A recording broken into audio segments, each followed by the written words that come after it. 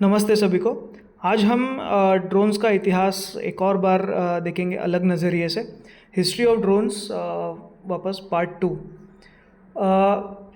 जैसे आज जो ड्रोन्स स्काई में दिखते हैं उनकी स्टोरी ऑलमोस्ट 250 साल से पुरानी है। From hot air balloons to AI drones, journey truly unbelievable है। यूएवी का फुल फॉर्म होता है अनमैन्ड एरियल व्हीकल, यानी एक ऐसा एयरक्राफ्ट जिसमें पायलट उड़ाने वाला फिजिकल अंदर नहीं होता है। इनिशियली ड्रोन्स सिर्फ एक्सपेरिमेंट हुआ करते थे, बट आज they are changing warfare, film making, farming and delivery. हर जनरेशन में ड्रोन टेक्नोलॉजी स्मार्टर होती गई। इस वीडियो में हम टाइमलाइन के थ्रू इवोल्यूशन समझेंगे। सो बकल अप, क्योंकि ये ड्रोन जर्नी बहुत फैसिनेटिंग होने वाली है। 1983 में ड्रोन ऑफिशियली स्टार्ट होते हैं। बेसिकली फ्रांस में मॉन्टगोल्फियर ब्रदर्स ने first unmanned hot air balloon launch किया। इमेजिन करो, उस टाइम पे एयरप्लेन्स भी नहीं थे। ये बलून ह्यूमन इमेजिनेशन का फर्स्ट फ्लाइंग एक्सपेरिमेंट था। इसमें कोई पायलट नहीं था, इसीलिए इसे अर्ली यूएवी कंसेप्ट माना जाता है। पब्लिक डेमोन्स्ट्रेशन देखकर ही शॉक हो गई थी। ये इन्वेंशन एविएशन हिस्ट्री का टर्निंग पॉइंट था। तब किसी ने इमेजिन भी नहीं किया होगा कि फ्यूचर में एआई ड्रोन्स आएंगे। बलून सिंपल था, बट आइडिया रेवोल्यूशनरी था, और वहीं से स्मार्ट आइडिया आज $1 बिलियन ड्रोन इंडस्ट्री बन चुका है। 1849 में ड्रोन्स का फर्स्ट मिलिट्री यूज़ हुआ था। ऑस्ट्रिया ने वेनिस पर बलून बॉम्ब्स अटैक के लिए यूज़ किए। ये अर्ली अनमैन्ड वॉरफेयर का एग्जाम्पल था। टेक्नोलॉजी एक्यूरेट नहीं थी, इसीलिए अटैक मोस्टली इनफेक्टिव रहा, बट कंसेप्ट डेंजरस और फ्यूचरिस्टिक था। यहाँ से मिलिट्री को अनमैन्ड सिस्टम्स का पोटेंशियल समझ में आया। इमेजिन करो, ड्रोन्स तब भी वॉरफेयर का पार्ट बनने लगे थे 1849, और आज जब US Iran war, Russia Ukraine war, India Pakistan war में जब ड्रोन्स यूज़ होते हैं, हमको लगता है कुछ नया एरा चालू हुआ है। ऐसा नहीं है। 1849 कहा जाता है, तब तो ब्रिटिश भी नहीं थे इंडिया में, ईस्ट इंडिया कंपनी थी। तो सोचिए, मतलब मुगल राज था बेसिकली। तो इतने पुराने टाइम से ये ड्रोन वॉर्स एक्चुअली चालू हो चुके थे। आज के मॉडर्न कॉम्बैट्स ड्रोन की रूट्स यहीं से स्टार्ट होती है।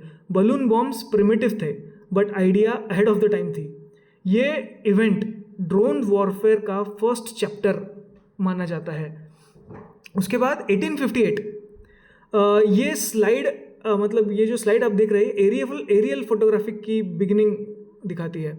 गैस्पर फेलिक्स ने हॉट एयर बलून से फर्स्ट एरियल फोटोग्राफी ली थी। उस टाइम एरियल फोटोग्राफी किसी साइंस फिक्शन से कम नहीं थी।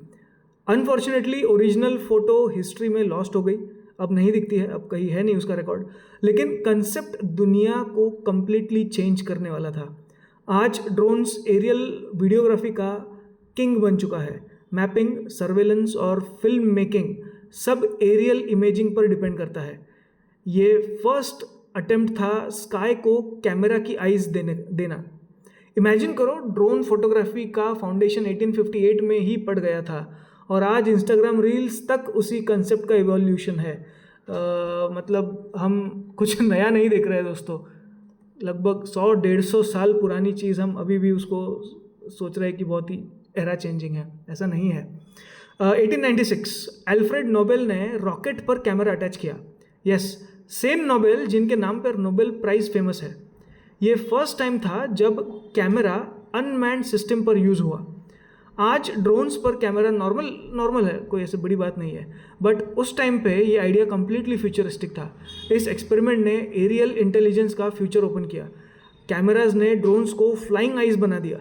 सर्वेलेंस और मैपिंग टेक्नोलॉजी का बिगिनिंग यही से हुआ। इनोवेशन तब भी क्रेजी थी और आज भी क्रेजी लगता है।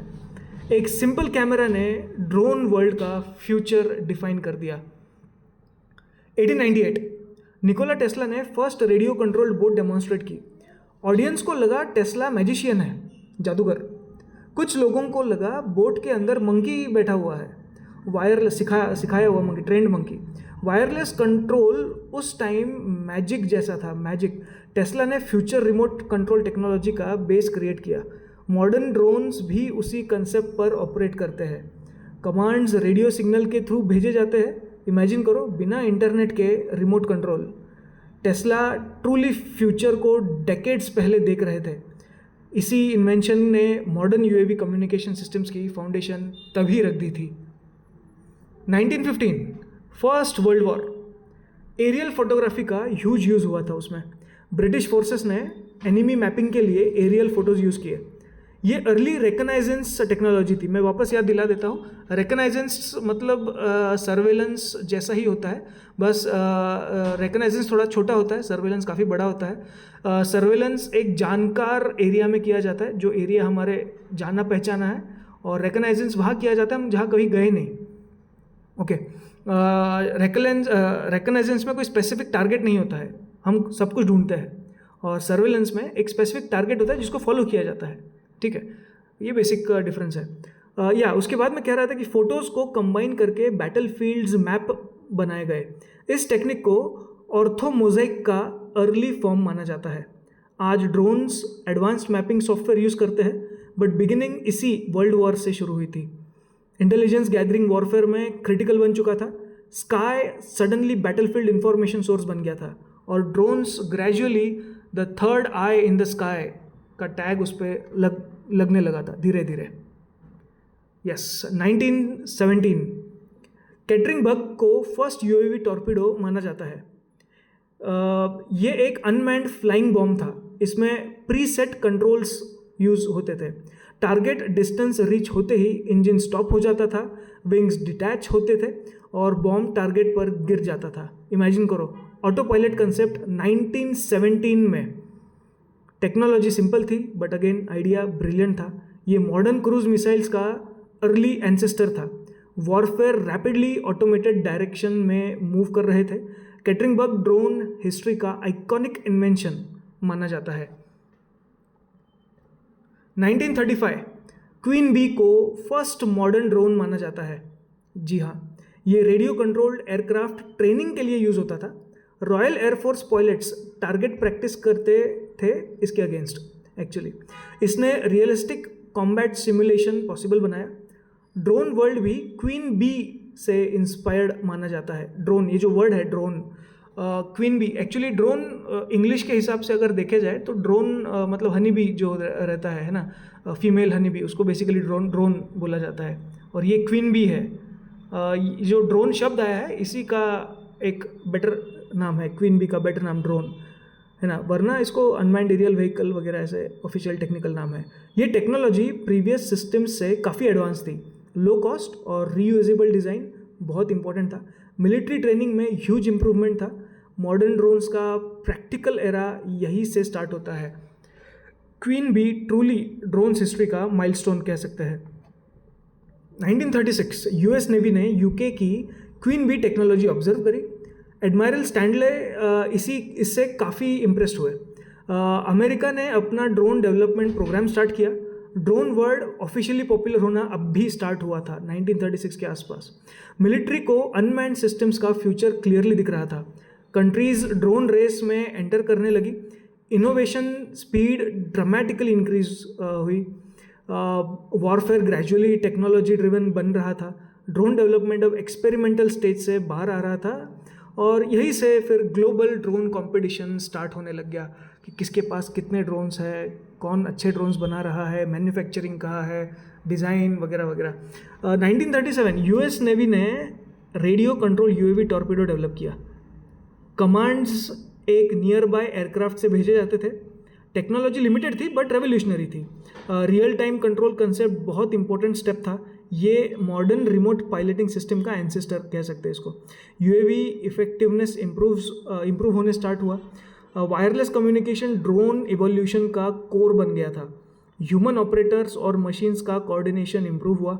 आज के मिलिट्री ड्रोन्स इसी कंसेप्ट का एडवांस वर्जन कह सकते हैं। इनोवेशन स्लोली ऑटोनोमस सिस्टम्स की तरफ मूव करने लगा, है ना। 1941 यस, एक्टर रेजिनल्ड डेनी ने रेडियो प्लेन इन्वेंट किया। जी हाँ, वो एक्टर था। मज़े की बात है ना।